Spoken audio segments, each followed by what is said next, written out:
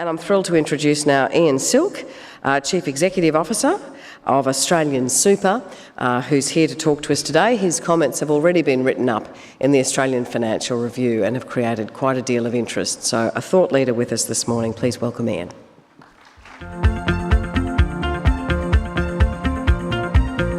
Thanks, Alan, and good morning, everyone.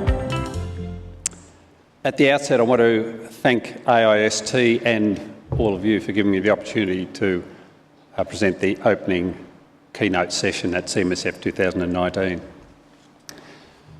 When I first saw the title of this session, I thought it wasn't quite right. It's not so much the future of super I want to talk about as the future of super for members. When we have industry conferences, industry forums, we often talk about the future of super in the context of us. What's the structure going to be? What sector is going to rise? Which sector is on the downward plane? Let's today talk about the future of super very directly in the context of the future of super for members. And the second thing I thought was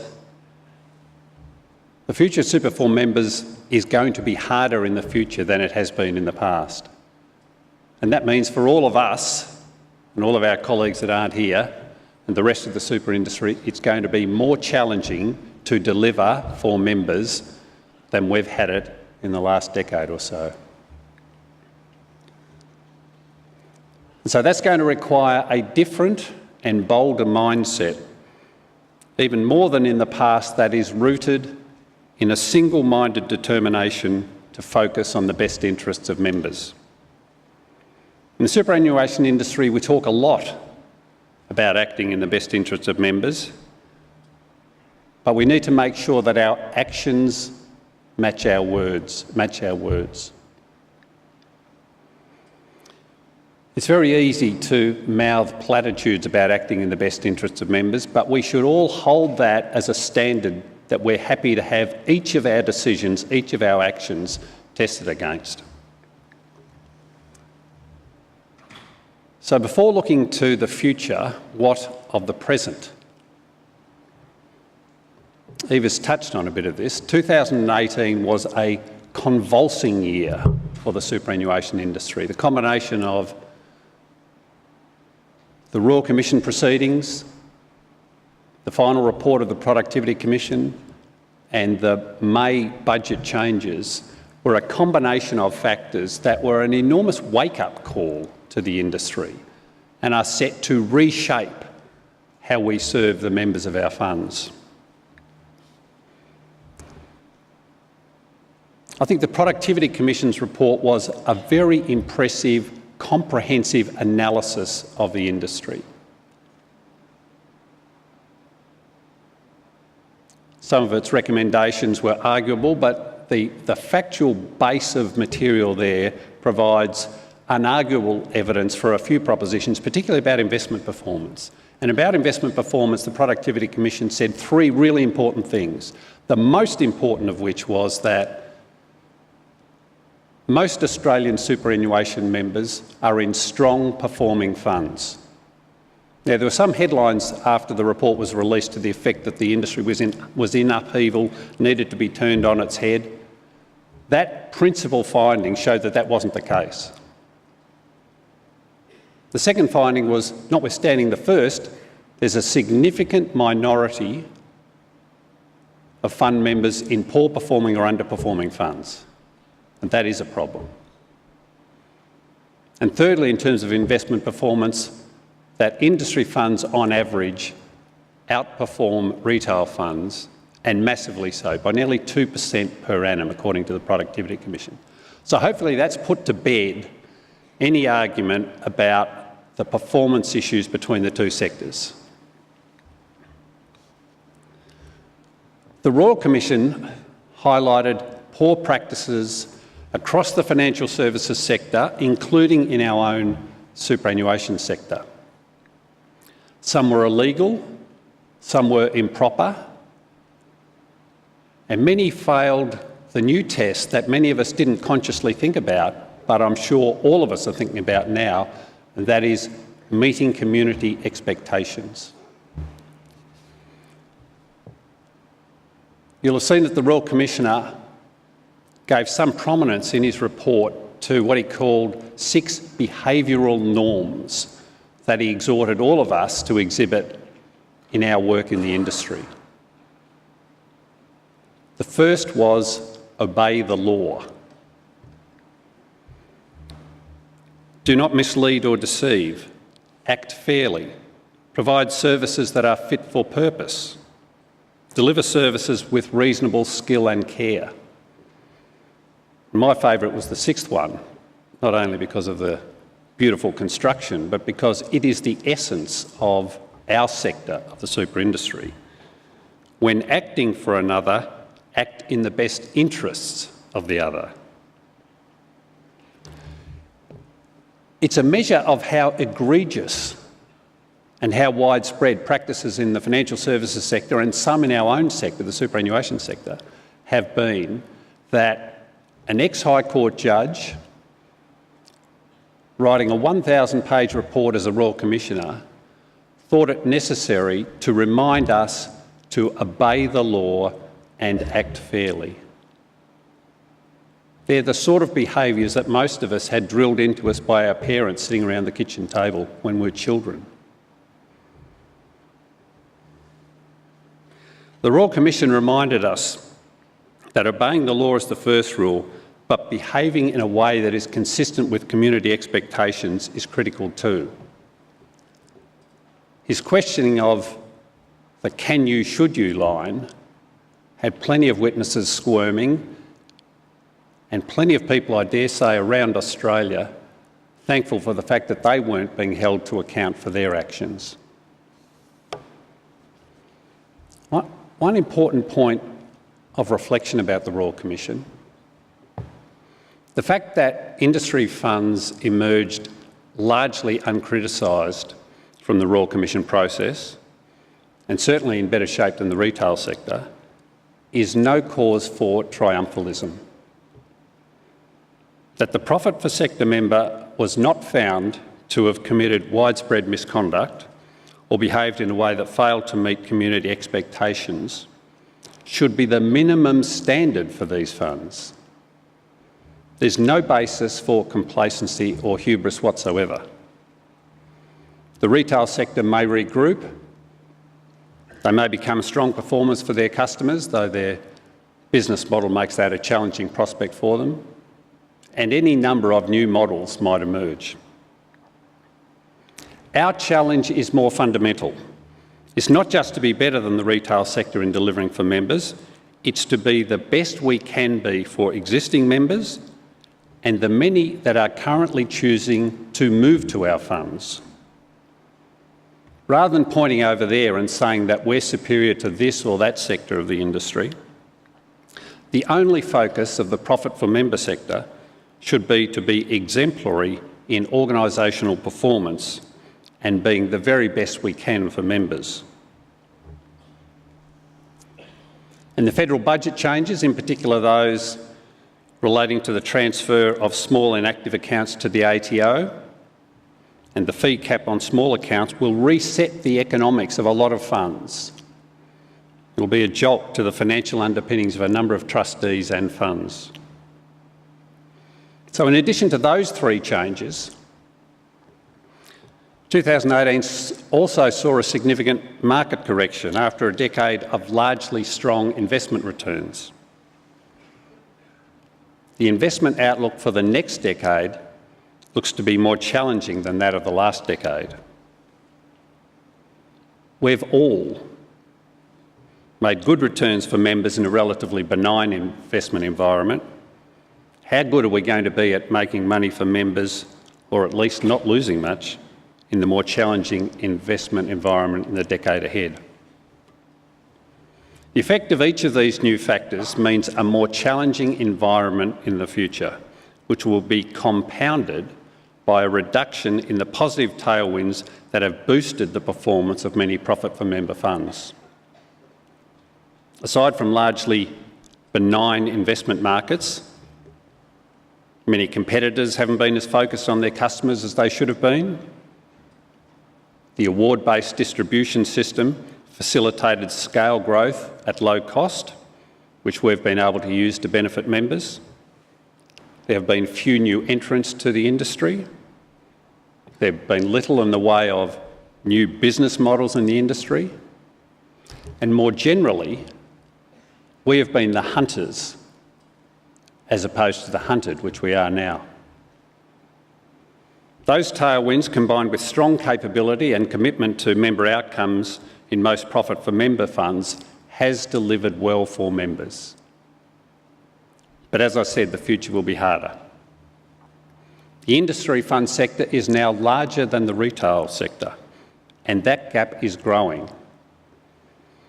The Productivity Commission explicitly, and the Royal Commission by implication, have concluded that the industry fund sector is superior for members compared to the retail sector.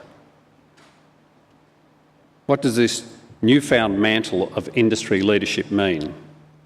Well, it means at least 4 things.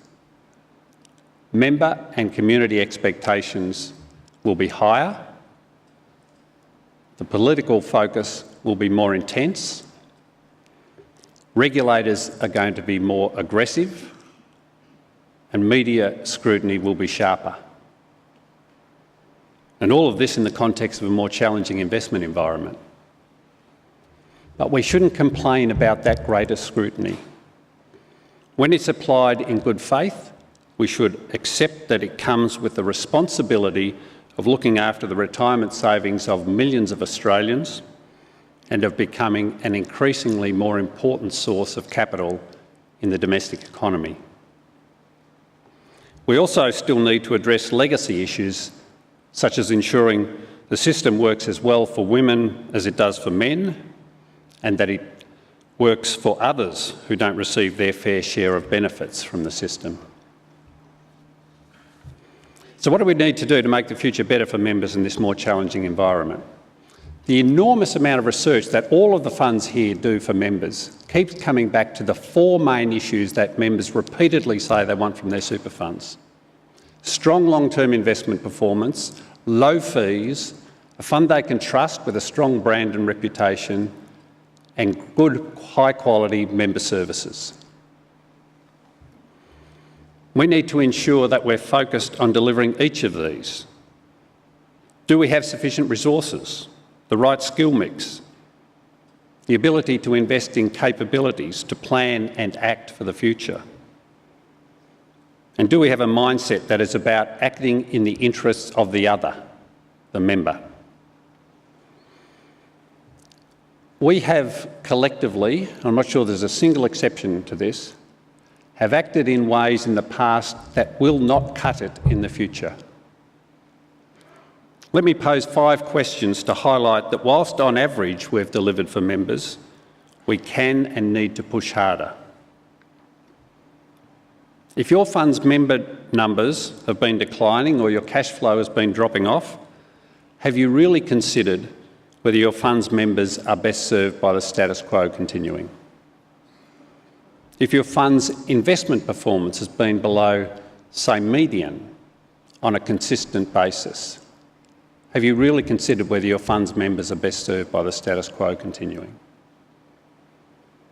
Have you aggressively transferred members out of your fund to an eligible rollover fund in a way that is in their best interests rather than the economics of your fund?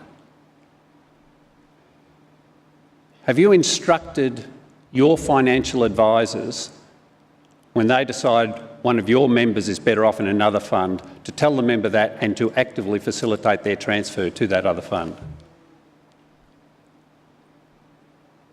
And have you vigorously pursued underpayment or non-payment of superannuation contributions on behalf of members? The answers to all those questions and many others like them, which you can all and presumably are thinking of in your head as I'm mentioning those ones, will shape the future for our members, as will other questions arising from the harder environment we're moving into. Are we investing sufficiently in technology to provide the IT platforms and digital services that members will expect? Have we got the appropriate investment capability to achieve the best results for members in the more challenging investment environment?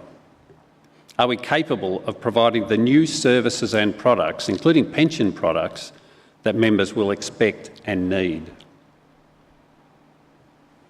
So if the environment is going to be more challenging and past practices aren't always going to be enough, what changes in thinking will be required to ensure the future of super for members is as positive as possible? It's easy to say that the super system operates in members' interests.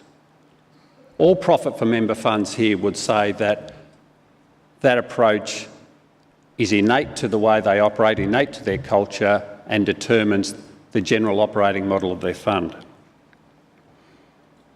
The SIS legislation and trust law requires that member focus. But there are more fundamental reasons why all of the super industry, but particularly profit for member funds, should be operating with a sole focus of optimising member outcomes.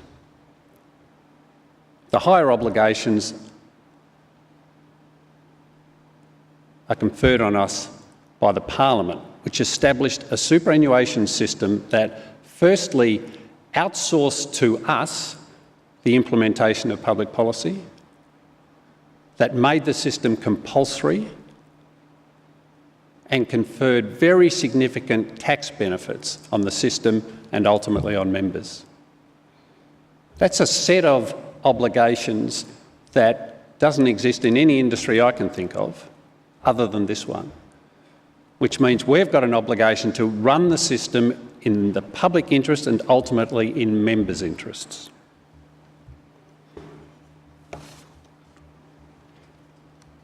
Our test is not whether we've produced good results. It's certainly not whether we've done better than other sectors. Our test must be, have we performed at an elite level and done as well for members as we could have? And I would say that despite being clearly a superior option for members over retail funds, we don't pass that test. But that we can pass that test if we do push harder. This is something like a high-quality athlete who, blessed with natural talent and a reasonable level of commitment, performs well in elite company.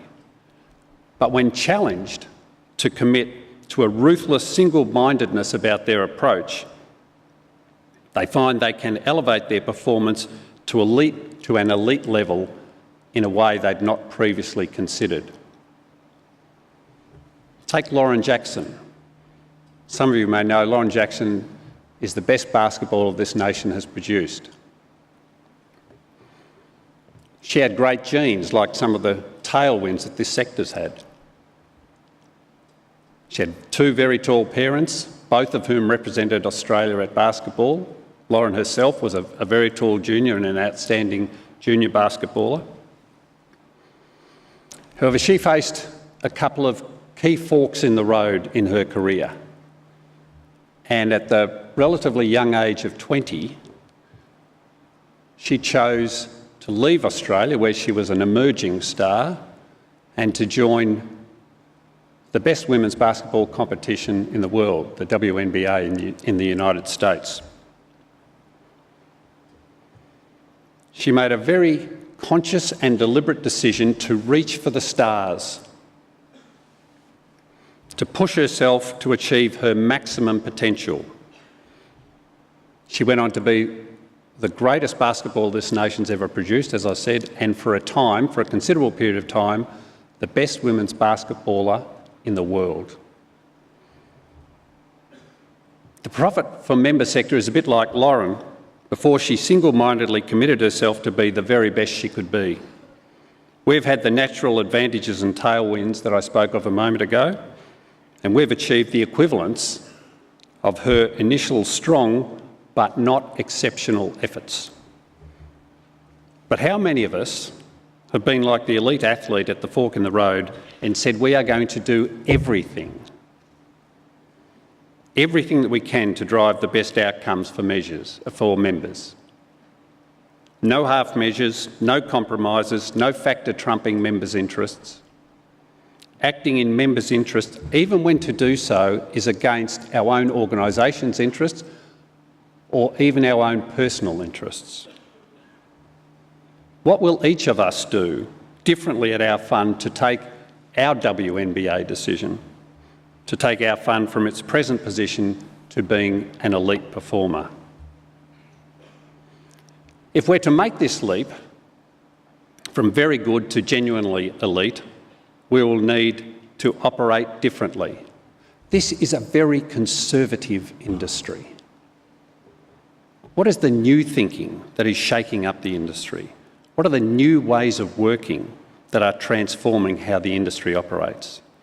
And what are the big new ideas in products and services that represent the innovation that will drive the best outcomes for members?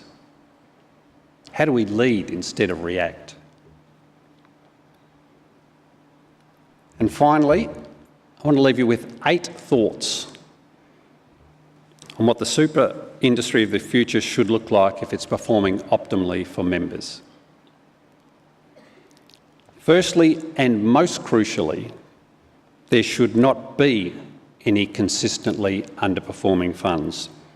This is the most important change that can benefit members. You shouldn't be able to be in a consistently underperforming fund because they shouldn't exist. And if those running consistently underperforming funds don't do the right thing, then APRA must. Secondly, super funds should have well-articulated asset ownership frameworks that guide their interaction with companies in which they invest. With their large cash flows, industry funds are becoming more important stewards of capital than ever before. Notwithstanding some of the hysterical commentary last week, industry funds have proven themselves to be responsible owners and committed to delivering strong investment performance for their members. Profit for member funds should continue to be the sort of investors that businesses want on their share register. We will continue to have a long-term investment horizon that focuses on sustainable value creation and all of the factors, including ESG matters, that contribute to making businesses successful and that help to generate long-term investment performance for fund members. Thirdly, be part of a retirement system that addresses the unacceptable situation that women currently retire with 40% less superannuation on average than men, and that many other groups don't get their fair share of benefits from the system. The system needs to distribute these benefits more fairly. Fourthly, is based around the purpose of the system. The purpose of the system is not to save. The purpose of the system is actually to spend. We save as a means to an end. The end is to provide income to pensioners to spend. So we'll have default pension plans in all funds that are designed to address members' needs in retirement. Fifthly, super funds that are governed and managed well in the context of the larger and quite different organisations that we are all becoming. As they grow and become more sophisticated, the funds will need more specialist expertise at board and committee level. However, the equal representation structure has arguably been the most important factor in the success of industry funds for members, and this must not be lost. Maintenance of member representation is critical and can and must be retained whilst diversifying the skill mix on boards and committees. There is a similar need to ensure that the depth of management expertise is appropriate for our evolving funds. The likely extension of the BEAR regime to the superannuation sector is just part of this push to lift the capability of management of superannuation funds. Sixthly, funds will need internal expertise and financial resources and/or committed external partners to enable them to provide member-centric digital services with the same level of simplicity, ease and sophistication that our members are used to in other services they enjoy, including those provided by banks, travel agencies and the like. Seventh, we'll have a revamped SMSF sector following a full inquiry into the performance of that sector and a new, tighter regulatory regime. And finally, maybe we'll have less self-congratulatory, every player wins a prize, black tie, gala, industry award nights.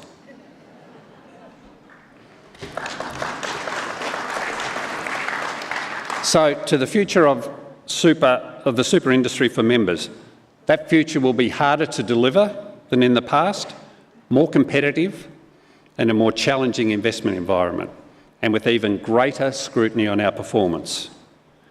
We should welcome that extra scrutiny that comes with our current position of industry leadership. Each of us and our funds should make a genuine commitment to take our funds from their current position to elite performance for members. Our test won't be whether we say we act in members' interests, but whether we do act in members' interests every single time. Not for some of the decisions, not for most of the decisions, but every decision we take, including when that might not be in the best interests of our fund, our shareholders, other stakeholders, or even ourselves. The question to always pose is, am I acting in the best interests of the other, the member? Thank you very much.